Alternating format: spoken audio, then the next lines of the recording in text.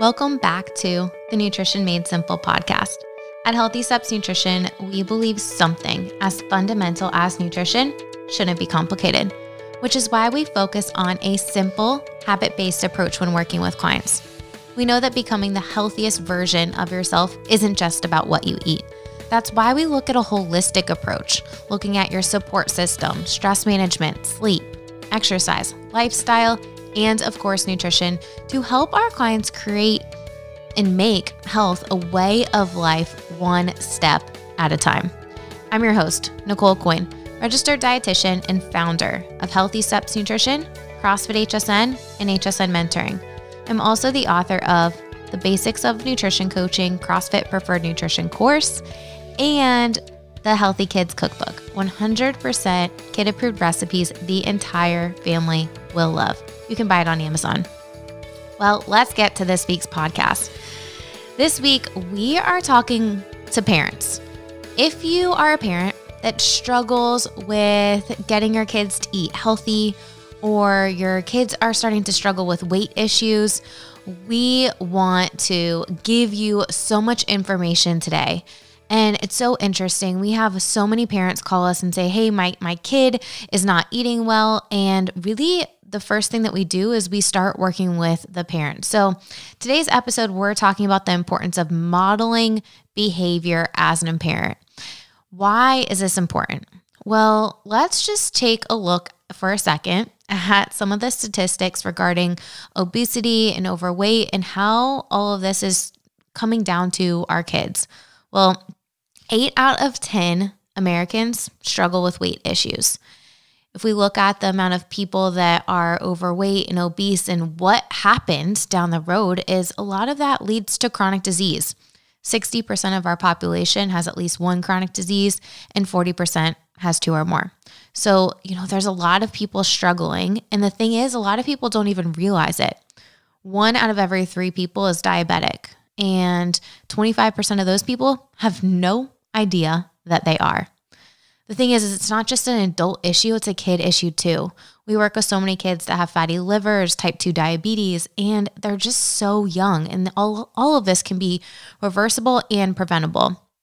When we look at the statistics with kids and kids' obesity, if a child struggles with weight issues as a preschooler, there's up to a 40% chance they're going to struggle with weight issues as an adult.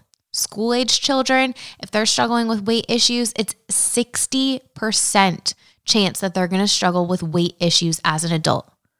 Let me repeat that again. If your child is of school age and they struggle with weight issues, there's up to a 60% chance they will struggle with weight issues as an adult. I don't know of any parent that doesn't want to set their kid up for success. And I don't think any parent wants purposely to put their kid in a position where they are struggling with chronic disease later down the line. So the stuff that we're talking about today is so, so important. I hope you get a notebook out and take all the notes so that you can start implementing the things that Amanda and I talk about in today's episode. Amanda Haar is one of our registered dietitians at Healthy Steps Nutrition. She works with people in person and virtually. Super excited to have her join me on this podcast. She's also a mom of 2 young kids. So we're talking about this from experience as we live and have our own kids, but also as the experience of helping other kids and families. Enjoy this episode. Amanda, welcome back to the Nutrition Made Simple podcast. It's great to be here again with you, Nicole. Today we are talking all about parents and modeling behavior. We are, and this is something that, it's so fun to be a parent and practice as a parent and also work with lots of parents and families with this. It's super interesting because we live in South Florida, right? And there's parents that call us and say, hey, I want you to help my kid look a certain way, or my kid's struggling with weight. And my first question to them is like, hey, I'm not going to be able to help your kid unless you are willing to do the work too. Right? 100%. Yes. And I think we've kind of learned that, right, throughout our times with different families, is that if both parents who are in the children's lives are not on board, it's making it so much harder for the children to make the changes too. I know you've worked with quite a few families recently, and you actually have started working with the parents and then added the kids later to join the family nutrition program, which has worked out really well. It has. Yep. And I think you see the changes in the parents. They're able to focus on themselves. They see the excitement from seeing more energy and the biometric changes that they're having. That is just such a natural lead into, I want this for my family too. And the kids are watching their parents make those changes, right? So Definitely. It's easier for them to want to do it too slowly instead of the cold turkey, all or nothing type of thing. Right. And I think, as parents, we forget how much power we have on our children and influence we have on them that we're not necessarily even verbalizing. So they're watching us all the time. When we sit down to meals together, they're seeing what we're eating. They're seeing what we're ordering at the restaurants. And that's really powerful as a parent. I think it's an interesting topic because so many kids hear a lot of what their parents say, right? And if parents are talking about losing weight and dieting and crash dieting and all of these different things that I'm sure are conversations happening at home, if parents want to lose weight, what effect is that having on the children that are listening to those conversations? Right. And that really sets them up for a dieting mentality for their life, right? Not necessarily a healthy lifestyle that they can sustain throughout their life. Instead, maybe we reframe and refocus that conversation of like, hey, I'm going to start eating healthier so that I can feel better. I have more energy. I can sleep better. I can build muscle because I want to be stronger, right? There's so many other aspects of essentially doing the same thing, eating healthier foods, but how we position it and how we talk about it could be the world of difference when working with kids and families. Right. And that all comes back to your why, right? And so when we're talking with kids about why we're making these healthy changes, that we can directly go into what's their motivation for making healthy changes. Are academics important to them? Is your sports performance important to you? And when we connect with what is important to the kids, that really makes that conversation easier of making those changes in nutrition. And the cool thing is no matter what is important, we're all doing the same thing. We're eating more whole foods, right? We're having balance. We're cutting out a lot of the processed carbohydrates and sugars, which are in so many kids' foods. We're looking up some statistics in regards to kids' obesity. There's more kids that are obese and struggling with weight issues today than ever before. And the thing is when you look at kids who are struggling with weight in a preschool age, they have up to a 40% chance that they're going to struggle with weight as an adult. But when you go to like normal school age, right, elementary, middle school, it's up to 60% chance. So if you have a kid that's struggling with weight issues as a middle schooler, 60% chance that they're going to struggle with weight as an adult. And I don't know of any parent that doesn't want to set their kids up for success. So like this conversation is really so important to understand as a parent, no matter how old your child is. Right. And it's interesting as we kind of think about that, like we have families of children of all ages that we've been working with from, 2-year-olds to 17-year-olds. And I can kind of reflect on, the families that do have the parents involved. It's so much easier for the kids to make changes and for them to be consistent with those changes. When parents are able to get the right foods, model it at the table, it's just, you see a world of a difference even in the first month of working together. Just something as simple as, okay, let's make sure that there's a vegetable on the plate for lunch and dinner. And consistently that is on the plate. And that's what kids have first. And if I'm telling my kids they need to eat vegetables, they know they're going to see vegetables on my plate. I'm not going to tell them to do something that I'm not doing. Right. And I think so many times as parents, we might, do as we say, not as we do. But in reality, they're watching every single step. So why not you invest in yourself? I think I've heard so many times from parents, hey, I want to do this for me so that I can pass down good behaviors to my kids. I want to break this cycle of bad habits and not really understanding what healthy meals look like with me. I want my kids to understand at such a younger age than I'm trying to learn now at 40, 50 years old. Right. And yep, it's so cool to think about how kids are so malleable. They're sponges. Like they can change so much more easily, even like a, 3-year-old versus a 14-year-old, right? They're so new. And it kind of makes me think about like how parents talk about the foods too. I know I've worked with, a couple households where, one parent's completely on board, the other parent wants to make changes, but they still have just kind of a negative approach to like certain vegetables or certain foods. And especially it seems like if they're similar genders, then, they're really the role model, and that comments on those foods become the kids' comments, whether they really feel that way or not about it. So having an open mind and being really mindful about what you're saying in regards to food and nutrition and diet culture, right? I mean, I think I was interviewing someone that's going to be a guest on the podcast shortly, Amanda, and she had, she's one of your clients, and she had mentioned she found on social media this diet where she just put salt on under her tongue.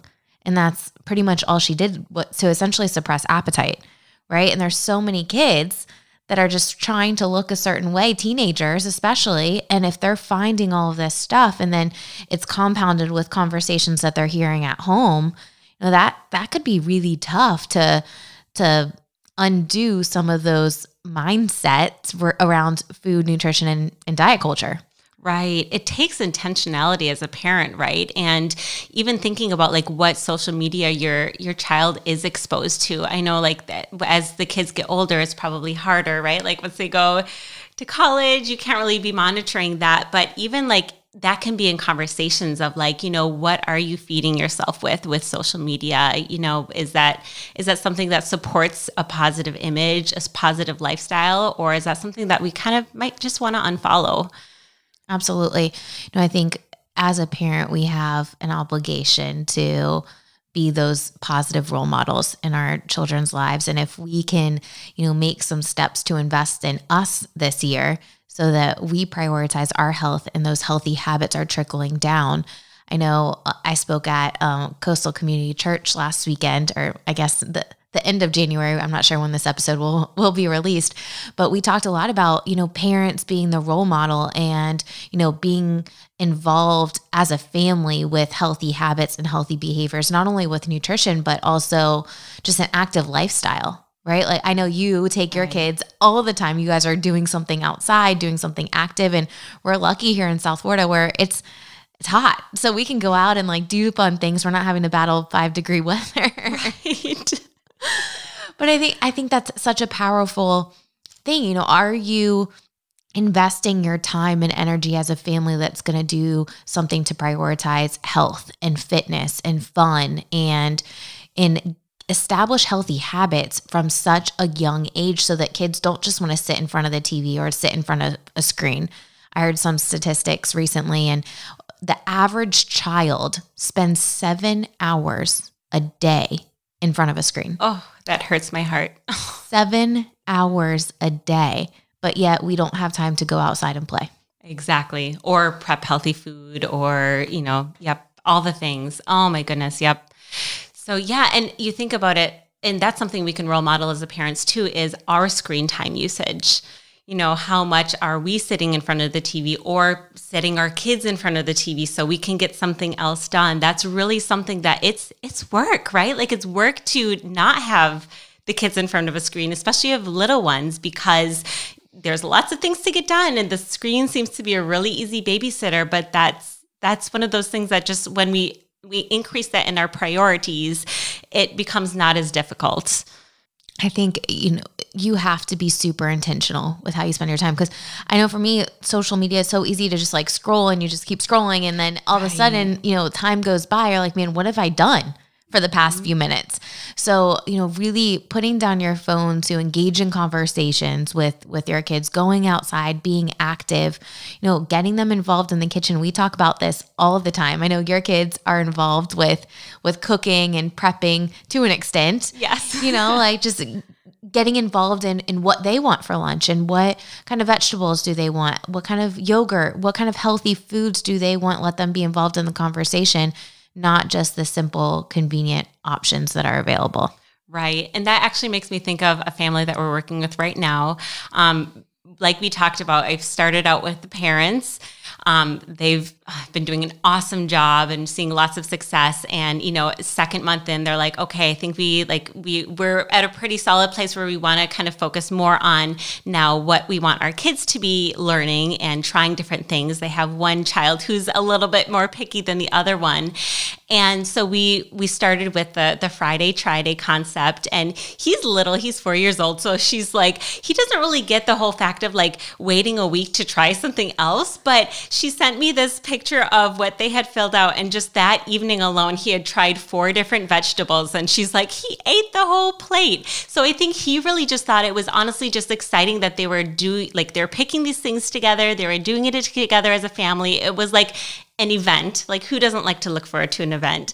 And so that was a really fun example of like how that excitement of the parents just naturally trickles down to the kids.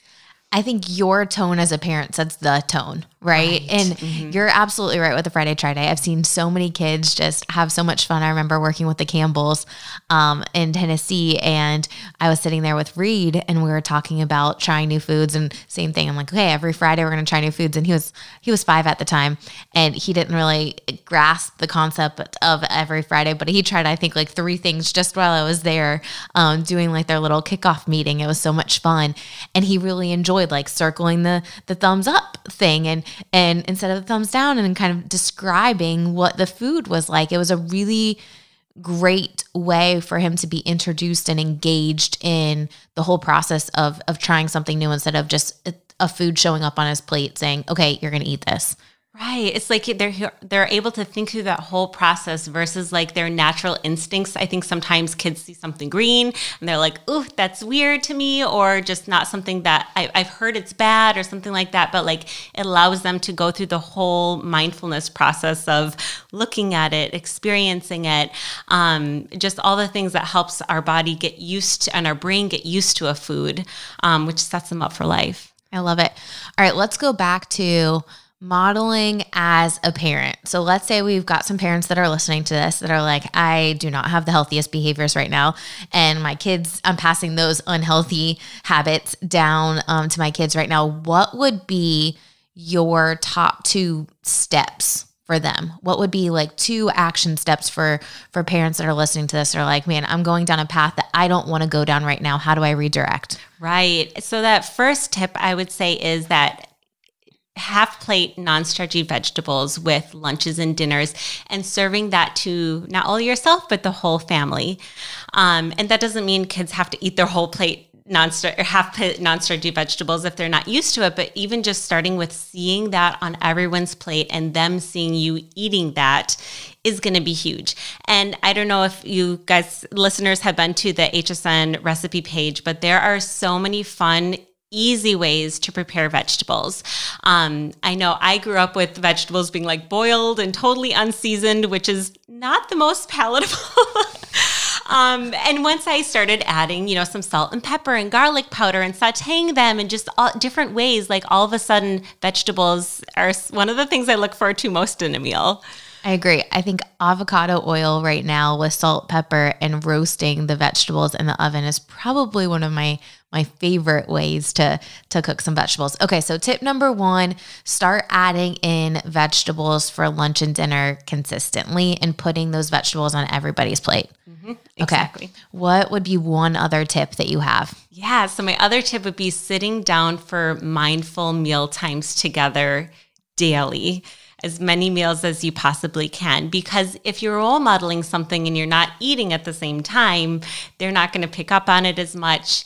And that mindfulness part of it is like screen-free meal times together as a family. So this goes like even farther beyond just our physical health. It's really the bonding of our family, forming those connections and those conversations.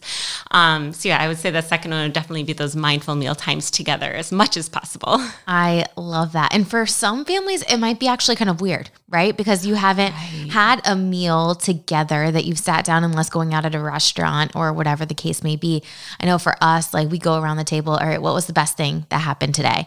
You know, what are you excited about this weekend or tomorrow? Like getting those intentional conversations happening so that you can just bond with your kids a little bit more. I think so many times, especially as business owners, Jay and I can go down a rabbit hole of talking about business really easily at any time. But if we're sitting down and we're, okay, Brody, tell me about, you know, the best thing that happened in your day. You know, how was golf practice? You know, what are you excited about this week? What's coming up this week? And really having those intentional conversations and being invested in them, it's going to really help build that relationship and build trust and rapport, so that when you do start having more conversations of like, hey, we're going to start eating this certain way, there's not a ton of pushback. Right. And what's so powerful about that is that they are being heard.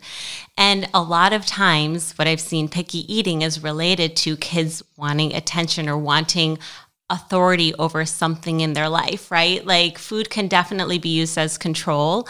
But the more we can give them autonomy or decisions in the household and help them feel like they are being heard, that is definitely breaking down some of those barriers. I love it. You know, if you're listening to this and you're like, Nicole, I don't like any vegetables, I am not a fan, there are some recipes on the website where we can actually hide some vegetables into the recipe. One egg roll in a bowl is super great. There's a bunch of cabbage in there. The meatloaf muffin recipe, you can add a ton of peppers in there. We have chili that we made last night. There's a ton of peppers and some onions. And I actually put a ton of riced cauliflower on the bottom of it and mixed it all together. You can't even taste it. So there's a lot of ways to sneak in vegetables too. If for you as a parent, you're like, oh man, half a plate, I don't have any vegetables right now. Half a plate seems very overwhelming. Maybe don't start off with a half a plate. Maybe start off with a quarter of a plate, but the consistency of having vegetables for lunch and dinner every day, and then adding and increasing the portion sizes will help you. And then guess what? Your kids see those plates, and then slowly they're going to want it. And it'll get to a point, hopefully, after it's been consistent enough that there's not even any pushback, or if there's not a vegetable on the plate, they start asking you, which is what happens at our dinner table. If there's not a vegetable on the plate, hey, where's the vegetable? Like, what? We're missing something here. So it's a great way for your kids to have the understanding of what a balanced plate looks like, and you as a parent can talk about why. Right? Hey, vegetables help with our immune system. No one wants to be sick, right?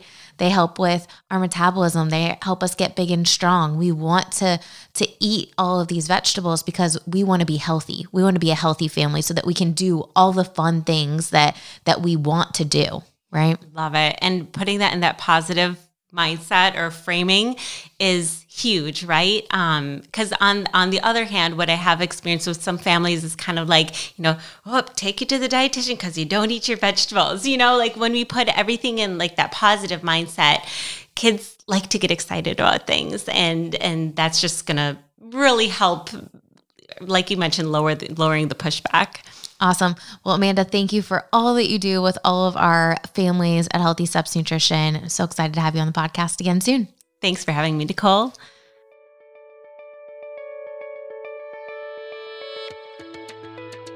Well, I hope you enjoyed that episode and you are inspired to take some action.